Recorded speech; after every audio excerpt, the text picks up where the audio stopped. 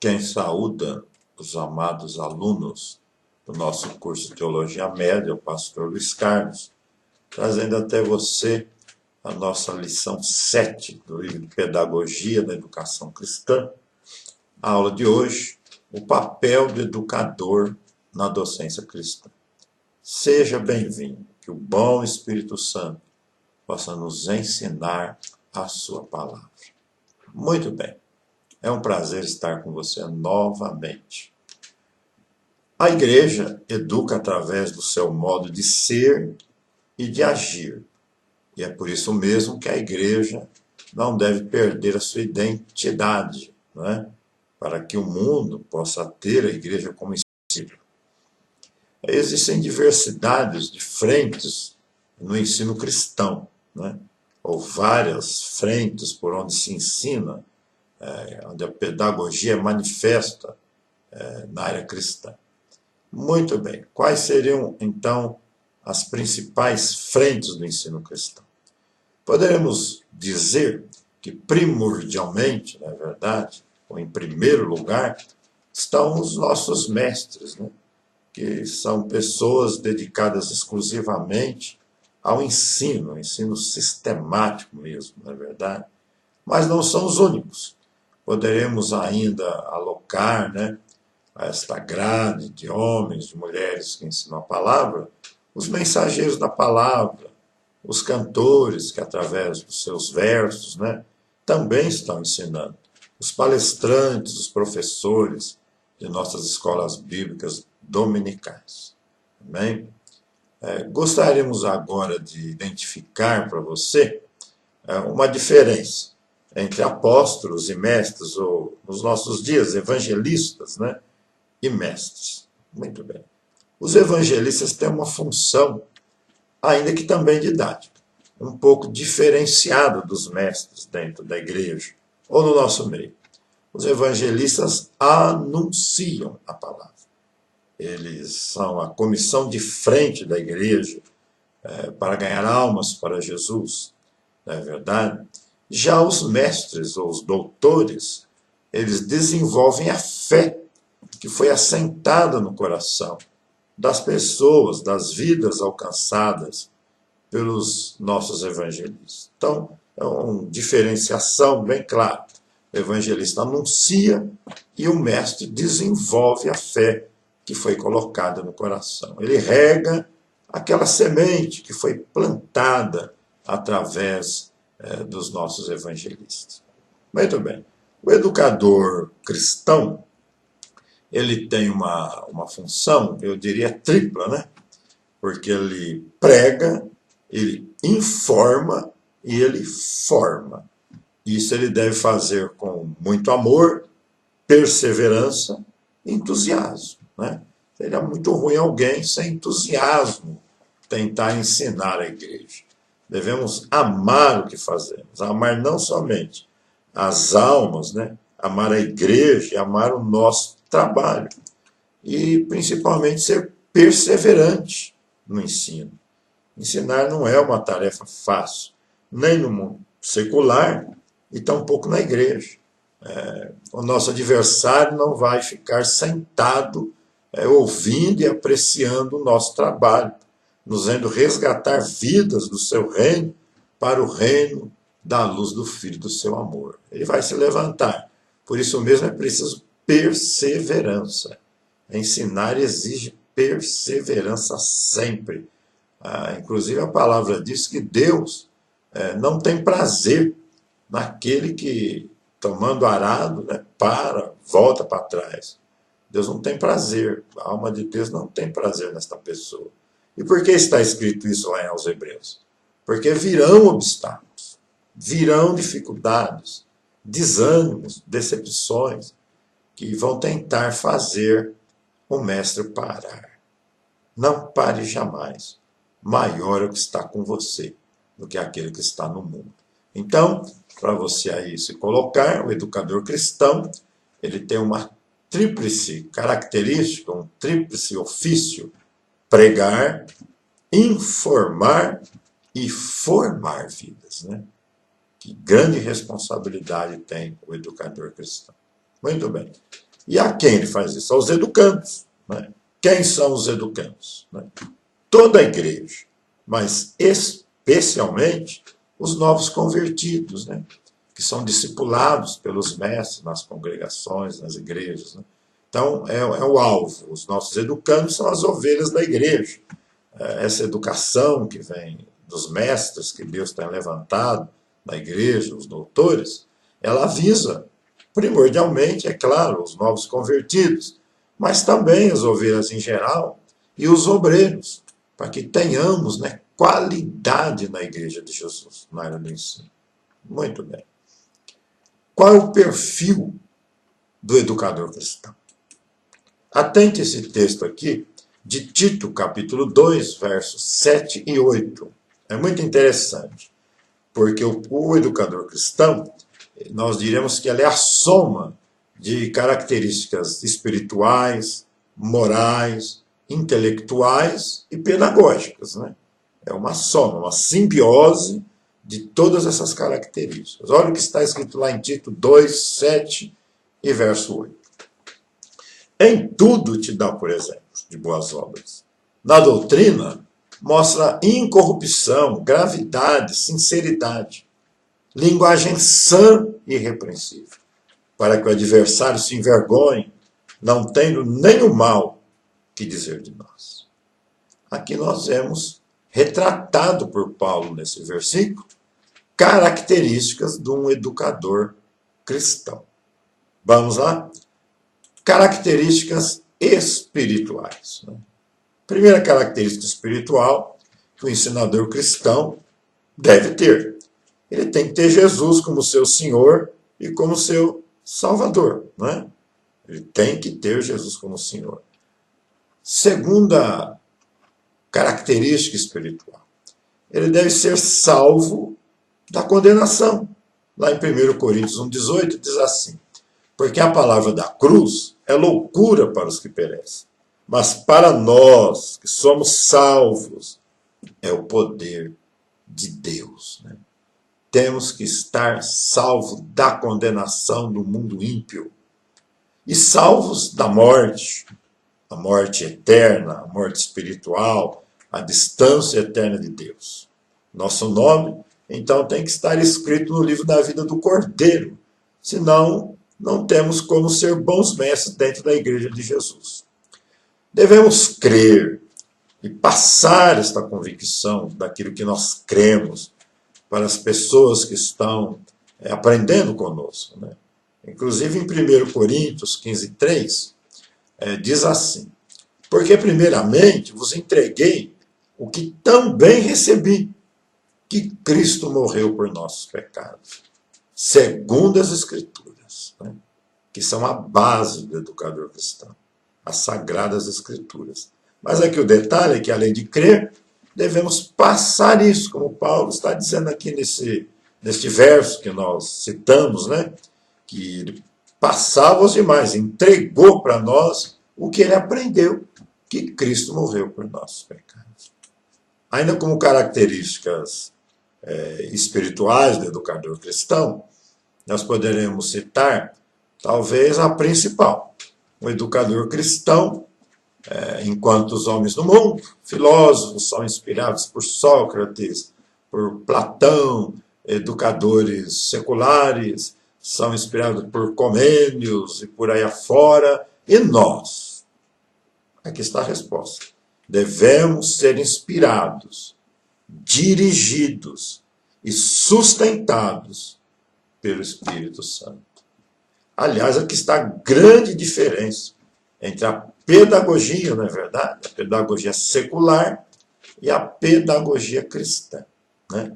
Tem muito em comum, especialmente as técnicas utilizadas, né? As formas de ensino, mas tem essa grandiosa diferença. A pessoa bendita do Espírito Santo de Deus. Ele é quem faz a diferença.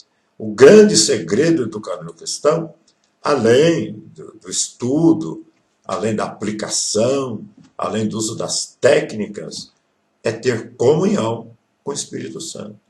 Porque só o Espírito Santo conhece cada aluno, por fora e também por dentro.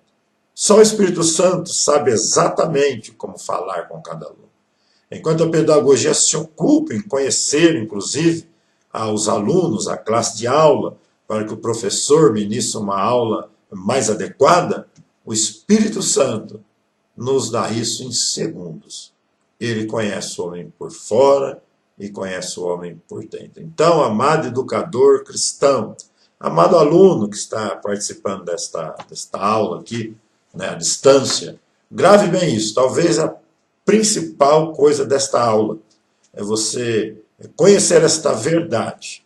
A grande diferença entre a pedagogia secular e a pedagogia cristã, entre o educador secular e o educador cristão, é a presença do Espírito Santo de Deus. É claro que nós gostamos quando a igreja recebe um educador formado no mundo, não é? Ele pode ser muito útil tecnicamente para a igreja. Mas, para ser sincero, você cheio do Espírito Santo seria ainda mais útil numa escola comum. Porque o Espírito Santo, a Bíblia fala, que o mundo não pode receber. Que o mundo não conhece. Então nós temos o Espírito Santo, esse diferencial. Basta agora nos apropriarmos das técnicas que a pedagogia secular pode nos conceder. Muito bem. Espiritualmente ainda falando, os docentes, os professores, devem ter alguns objetivos definidos. Vamos citar 5 objetivos definidos dentro das características espirituais de um professor, de um educador cristão, de um mestre cristão. Primeira característica, ele deve orientar no conhecimento de Jesus Cristo. Orientar o seu educando. Segunda grande característica, ele deve ajudar no crescimento espiritual, mas também no crescimento moral e no crescimento intelectual dos seus alunos. Isso é de suma importância. Ele deve ensinar o significado, o conteúdo das escrituras sagradas. Não é só ler, é inculcar, não só no coração ou na mente, mas na consciência do educando, né? O conteúdo das escrituras sagradas. O quarto objetivo docente, ensinar os princípios básicos da doutrina cristã.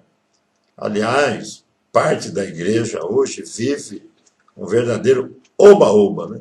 Se preocupando muito pouco com o que a igreja está aprendendo. E nós vemos, você pode analisar que nunca houve tantas igrejas, tantos crentes, mas também nunca houve tantos desviados do Evangelho, por falta de um ensinamento básico sadio. É mais ou menos o seguinte, muitas vezes na escola secular, a base, que seria o ensino fundamental, é fraca. O que vai acontecer? Vão se colher deficiências no futuro, na escola técnica, nas faculdades, alunos que não conseguem, né, seguir a carreira educacional, por falta de uma base. Isso não pode faltar na igreja. Você, amado docente, deve ensinar princípios básicos da doutrina cristã, para que esta vida, esta alma, este obreiro, cresça com saúde no Evangelho, não é verdade? A própria Bíblia diz, né? Errais por não conhecer as Escrituras e nem o poder de Deus. E diz ainda, o meu povo peca, é vencido, porque lhe falta o conhecimento.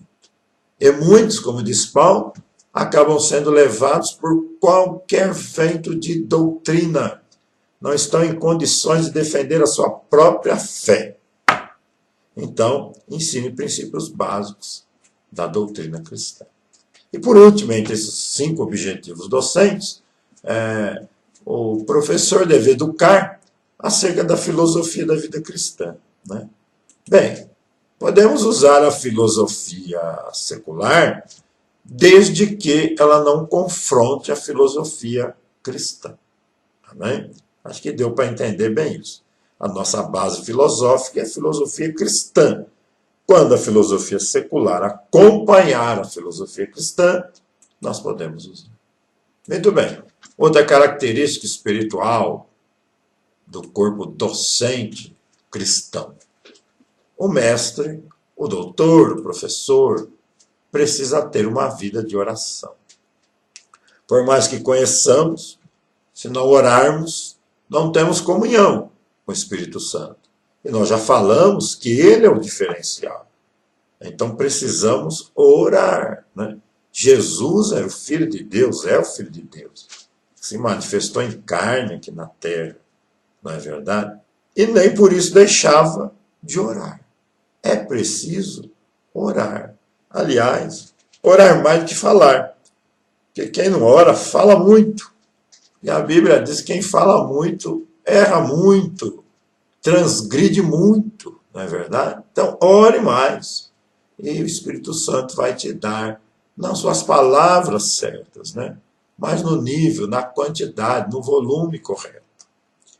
Outra característica espiritual da docência cristã é a humildade. Humildade é uma coisa tão importante que você vai ler lá em Mateus 5,3, olhe bem, bem-aventurados os pobres de espírito, porque deles é o reino dos céus. Aqui está falando da humildade. E note, é a primeira bem-aventurança. É a primeira bem-aventurança. É a humildade. Então é bem-aventurado os humildes, ou os pobres de espírito, porque deles é o reino dos céus. Agora pense bem, se você não tem parte no reino dos céus, como você vai ensinar o reino dos céus para alguém? Então é preciso ter humildade, mesmo porque a humildade precede a honra e a soberba precede a ruína, né? Sendo humildes, nós vamos conhecer nossas limitações. Vamos procurar vencê-las, vamos procurar o aprimoramento, mas vamos ter consciência que sempre seremos limitados e dependentes de Deus, na pessoa bendita do Espírito Santo. Olha a conclusão que Jó, né, chegou. Olhe bem. Jó 42, verso 3. Acompanhe aí. Quem é este que sem conhecimento encobre o conselho? Por isso relatei o que não entendia, coisas que para mim eram inescrutáveis e que eu não entendia. Humildade. Jó fala durante todos os capítulos do seu livro, não é verdade? Coloca os seus pensamentos, suas linhas de raciocínio, mas diante de Deus ele compreende que era um tolo, que era limitado, que falava o que não conhecia totalmente. Mesmo porque a palavra de Deus diz que hoje conhecemos em parte, não conhecemos tudo nunca, mas um dia conheceremos da mesma forma que somos conhecidos por Deus. Ou seja, completamente. Mas hoje somos limitados. E sem humildade, nunca vamos reconhecer isso. E sem reconhecer isso, nunca vamos nos aprimorar. O humilde não é egocêntrico, não é aparecido, não é soberbo, né? O nosso conhecimento da pessoa humilde, ela não é para consumo externo, não é para os outros verem, mas primeiramente é um consumo interno, né? Eu devo ser humilde aqui dentro, não somente transparecer humildade para alguém. E devemos aprender com os mestres, né? Não só com os mestres, mas com os próprios alunos, e principalmente com Jesus. Sobre humildade, olha Mateus 11, 29. Que pérola das Escrituras. Tomai sobre vós o meu jugo. Aprendei de mim, disse Jesus, que sou manso, humilde de coração, e encontrareis descanso para as vossas almas. Quanta gente quer saber tanto que nem dorme direito, se preocupa tanto em alcançar tanto. Jesus disse para aprender com ele, que era o maior de todos os mestres, mas era manso e humilde de coração. E você vai encontrar descanso para a sua alma, para as suas pretensões, para os seus alvos, né?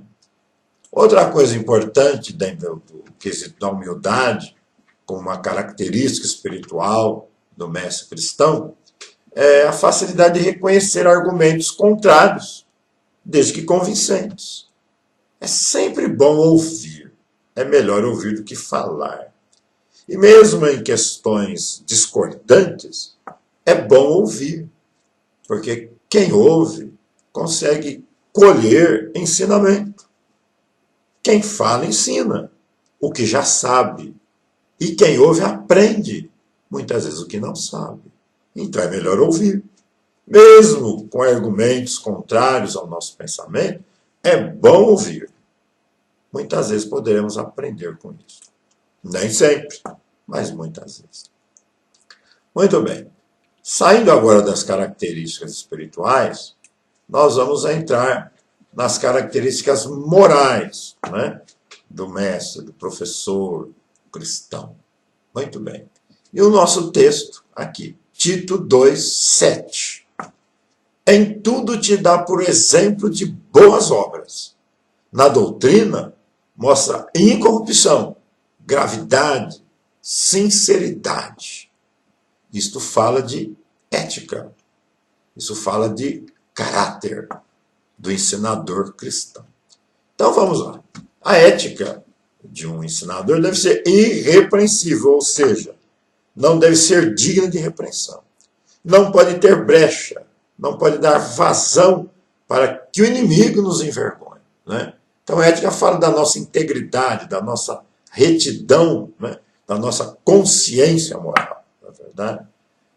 Ele deve, dentro do quesito moral, estar ciente das normas de convivência social. Uma norma muito apregoada, né? Que a gente conhece bastante, é bem ensinado nas escolas, é que a nossa liberdade termina quando começa a liberdade do próximo. Isso serve para o relacionamento mestre-aluno. Há um limite de liberdade. Há uma convivência social que deve ser respeitada, né? E a liberdade que temos deve ser com responsabilidade, né? Não podemos ser libertinos, devemos ser livres, não libertinos. Muito bem. Alguns aspectos éticos, né? Que nós estamos falando, das características morais do educador cristão. Alguns aspectos éticos. O mestre deve ser íntegro, reto e se desviar do mal. Jó 2, verso 3. E disse o Senhor a Satanás: observaste o meu servo Jó, porque ninguém é na terra semelhante a ele. Que maravilha! Homem íntegro e reto, temente a Deus, que se dizia do mal, e que ainda retém a sua sinceridade, havendo-me tu incitado contra ele para o consumir sem causa. Então, o ensinador cristão deve ter essa característica ética, moral, ser íntegro, reto, desviando-se do mal. O ensinador cristão, dentro desse aspecto moral, deve ser uma nova criatura. Não adianta ser o melhor docente do planeta, conhecer todas as técnicas, não é verdade? Mas não ser nascido de novo. Ele vai ensinar secularmente, mas na igreja não. Esse é um quesito básico. Efésios 4:24. E vos revistais do novo homem, que segundo Deus é criado em verdadeira justiça e santidade. Sem contar, não é? As coisas velhas já passaram e tudo se fez novo. Outra característica ética, moral, deve ser temente a Deus, não é verdade? Ele deve ser livre do mal. Ele deve andar em santidade de vida. Ele é o exemplo da igreja. Paulo escreveu a Timóteo dizendo que ele era o exemplo do rebanho. Exemplo o quê? Porque ele era mais forte, mais bonito, mais sábio? Não. Porque ele tinha uma moral ilibada, irrepreensível.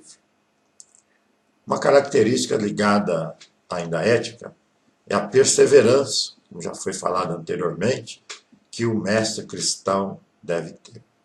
Olha o que nos diz Efésios 6,18. Onde buscar perseverança? Orando em todo tempo, com toda oração, com toda súplica no Espírito, vigiando nisso, com toda perseverança e súplica por todos os homens. Por quê? Hebreus 10, 37 a 39. Porque ainda um pouquinho de tempo que há de vir, virá, não tardará, mas o justo viverá da fé. Se ele recuar, a minha alma não tem prazer nele. Nós, porém, não somos daqueles que se retiram para a perdição, mas daqueles que creem para a conservação da alma. Perseverança, mestre questão. Perseverança. Outra coisa importante dentro da ética e da moral é o indivíduo gostar do que faz, não é? Olha aqui Atos dos Apóstolos 2,46. E perseverando unânimes, todos os dias no templo, partindo o pão em casa, comiam juntos com alegria e singeleza de coração. Quem faz o que gosta, faz bem feito. Quem faz o que gosta, não murmura. Quem faz o que gosta, vence os impedimentos, as barreiras, os empecilhos. Quem faz o que gosta e tem convicção da chamada, é perseverante. Ele nunca para. Nunca os desgastes da vida e do ministério vão solapar o seu desejo de servir. E assim ele acaba vencendo os desafios, não é verdade? Lá em João 16:33, você já sabe, não é verdade? Que neste mundo nós vamos ter aflição, mas devemos ter bom ânimo. Abraão teve bom ânimo quando Deus lhe pediu seu próprio filho. Abraão teve bom ânimo, sabia em quem estava crendo. Tenha bom ânimo, faça com alegria o seu trabalho, ainda que ninguém reconheça. Alguém no céu está acompanhando seus passos na terra. Muito bem, falamos das características espirituais, falamos também das características morais, né? Vamos por assim dizer, e vamos falar agora de características pedagógicas, né? Que um mestre cristão deve ter. Muito bem. Ele deve conhecer os métodos, as técnicas que vêm da pedagogia secular, sem dúvida alguma. Ele deve complementar sua educação, deve se aprimorar dia após dia, não é verdade? Mas tem uma coisa que nada disto se sobrepõe, né? Métodos e técnicas são meios para se conseguir ensinar bem, mas não é o fim. Eu não estudo só para aprender métodos e técnicas. Eles são meios para que eu melhore a qualidade do meu ensino. Porque isso aí jamais, não é verdade, vai substituir o contato do mestre com o aluno, né? E esse contato vai ser frutífero desde que o mestre esteja em comunhão com o Espírito Santo. Amém? Muito bem, outra característica pedagógica. O mestre, ele não está apenas para fazer do aluno um ser passivo. O que é um ser passivo? O mestre fala, o aluno escuta, e mais nada. Esse tipo de aula é uma aula pobre, paupérrima, que não consegue trazer todo o rendimento que seria possível. O mestre está na sala de aula para orientar o aluno, incentivá-lo a estudar, interagir com o aluno, né? Então, uma aula ela deve ter interação entre professor e alunos para se tornar mais interessante e você conseguir extrair do seu aluno mais do que numa aula passiva. Muito bem. Existem alguns ruídos, algumas interferências nessa comunicação mestre-aluno. Eu quero falar agora para você 5 interferências prejudiciais que você deve evitar. Primeiro, ausência de clareza e objetividade no que você está ensinando. O ensino deve ter começo, meio e fim. O ensino deve visar o aprendizado. Então, ele deve ser claro, deve ser objetivo.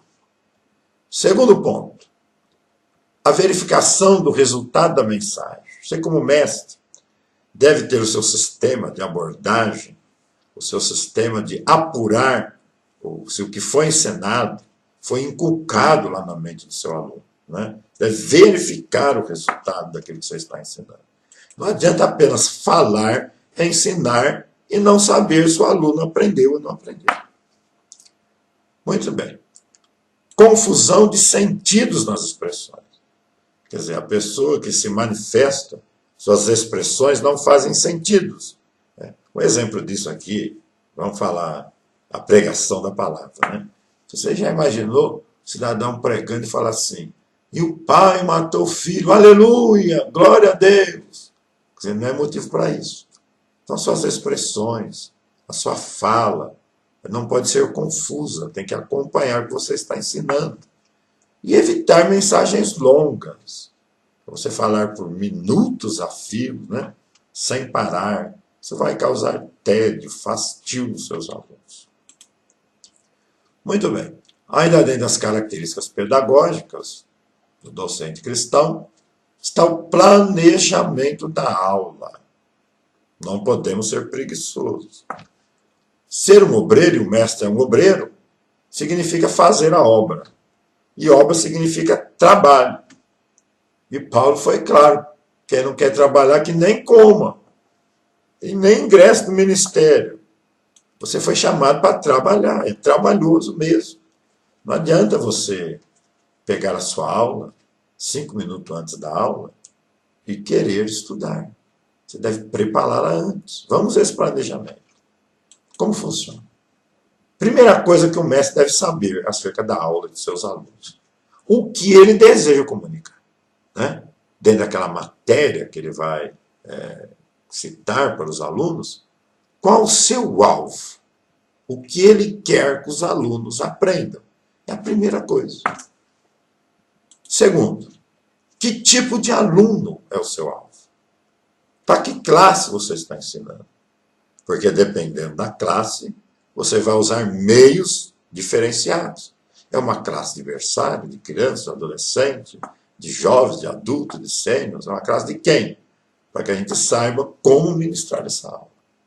Terceiro, não adianta eu conhecer muitos meios de comunicação, estudar, ver na internet, aprender com outros professores, se essas coisas não estão à minha disposição na minha sala de aula. Então, primeira coisa, eu devo saber o que eu tenho à disposição. Quais os meios de comunicação disponíveis. Nós sabemos que hoje a tecnologia favoreceu a pedagogia com muitos instrumentos, aparelhos, utensílios que facilitam muita aula, mas nem sempre estão à nossa disposição. Né? Devemos dar aula com aquilo que está à nossa disposição. E dentro disso ser criativo, é lógico. Né? E por último, que resultado você deseja? Talvez essa pergunta possa parecer assim, até bestial, né? Mas os resultados almejados são diferenciados.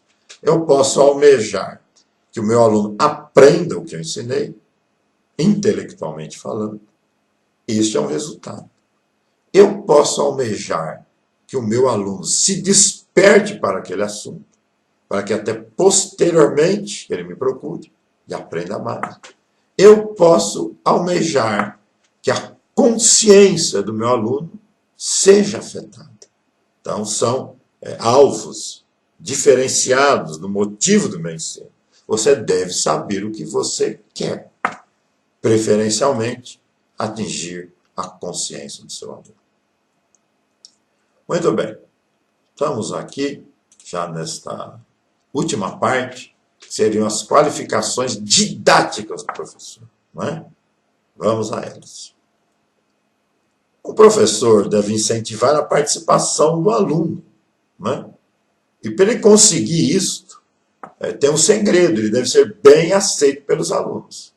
Ser bem aceito não significa ser um professor libertino, que não tem comando, autoridade sobre a aula. Mas eu posso ter autoridade e mesmo assim, não é verdade, ser bem aceito pelos meus alunos. Eu devo ser bem aceito por eles espiritualmente, eles devem ver em mim um homem espiritual, devo ser aceito moralmente e devo ser aceito intelectualmente. Com isso, eu devo me interessar pelo meu aluno. não é só dar notas, é saber o porquê. Talvez alguns deles não estejam chegando ao nível de excelência que gostaríamos. O mundo dos alunos, ele não está restrito a uma sala de aula, né? Ele tem uma família, ele tem uma condição social, financeira, bem complicada. Muitos deles, né, ali na escola, estão até desligados por problemas familiares, e assim sucessivamente. Conheça, se interesse pelo seu aluno, seja imparcial na sua sala de aula. E, didaticamente falando também, incentive-os à pesquisa, né? Tem aluno que não se interessa por nada, e muitas vezes a culpa é do professor, que não procura despertar nele o interesse pela pesquisa, não é verdade? Eu me lembro de uma escola que eu estudei poucas vezes no passado, que eu senti uma diferença tão grande, eu já estava assim, tipo, no colégio, né? Eu senti uma diferença tão grande, eu nunca tinha passado por uma escola igual aquela, que tinha palestra, tinha laboratório de química, de física, era uma coisa muito acima da média em São Paulo, né? E despertava os alunos. Dali saíram ótimos profissionais, ótimos homens, né, que foram melhor preparados. Incentive o seu aluno à pesquisa. No nosso caso, cristão, não é? Tanto a pesquisa nos dicionários, não é verdade? Nos manuais, nos atas bíblicos, na chave bíblica, na concordância, nas bíblias de estudo, nos livros acerca da Bíblia e por aí afora. E também na cultura geral. Sobre incentivo à pesquisa, olhe o que São Lucas escreve no capítulo 1, verso 3 e 4. Pareceu-me também a mim, conveniente, descrevê-los a ti, ó excelente Teófilo, por sua ordem, havendo-me já informado minuciosamente de tudo, desde o princípio, para que conheças a certeza das coisas de que já estás informado. Você viu a preocupação de Lucas? Se informar, pesquisar minuciosamente antes de passar esse ensinamento para Teófilo, né? Então, alguém o incentivou. E ele agora incentiva Teófilo, trazendo até ele já um evangelho mastigado. Então, incentive o seu aluno a pesquisar. Uma outra característica didática do ensinador cristão é a sua criatividade, né? Ou seja, cada encontro ou cada aula deve ter um fato novo. Não pode ser mecânico. Não é bom que o aluno já saiba de antemão tudo que vai acontecer numa aula, né? Ideias novas para a solução de problemas antigos. Criatividade. Criatividade é conhecimento, imaginação, avaliação do que está sendo feito, né? Outro detalhe didático do professor, esse aqui é muito importante, que ele deve ser um bom administrador do tempo, saber dividir a aula, saber quantos minutos ele tem disponível. Não adianta eu preparar, né, uma coisa muito profunda, que eu precisaria de horas, se eu só posso contar com 50 minutos. Eu tenho que adequar a minha aula ao tempo que me está disponibilizado. Eclesiastes, capítulo 3, verso 1, nos ensina: tudo tem o seu tempo determinado, e há tempo para todo propósito debaixo do céu. Se prepare para que a sua aula possa caber dentro do tempo que está disponível. Porque senão a aula vai acabar e você não ministrou tudo que era necessário. Não é? Estamos terminando. Já estamos com saudade de vocês. Outra qualidade e característica didática: linguagem acessível, clareza nas palavras, planejamento, ritmo de assimilação do educando, é o ritmo da voz mesmo, da conversa. Reflexibilidade do aluno, ver se ele está sendo reflexivo, se ele está pensando naquilo que você está ensinando. Esclarecer os pontos duvidosos, fazer um resumo interativo, ou seja, você dá aula e depois você dá um resumo. Essa aula eu procurei ensinar isto, em poucas palavras, em poucos minutos ou até segundos, né? Muito bem. Sobre isso, é importante frisar que os temas que os alunos já conhecem, você deve imprimir um ritmo vocal rápido, para não ser cansativo. E os temas pouco conhecidos, um ritmo mais lento, para que haja mais reflexão.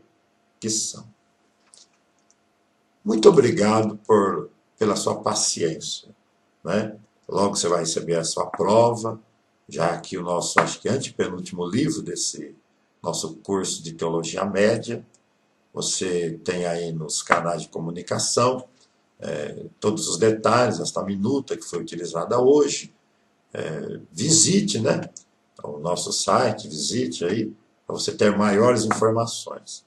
Eu aguardo você para a próxima aula, o nosso próximo livro de Teologia Média, né, que é o penúltimo livro da série, falando acerca de missões. Eu creio que vai ser um assunto empolgante. Que o bom Deus, através do teu Espírito Santo, possa fazer você fazer bom uso, né, dessas poucas palavras que procuramos te ensinar. Que Deus esteja com você. Amém.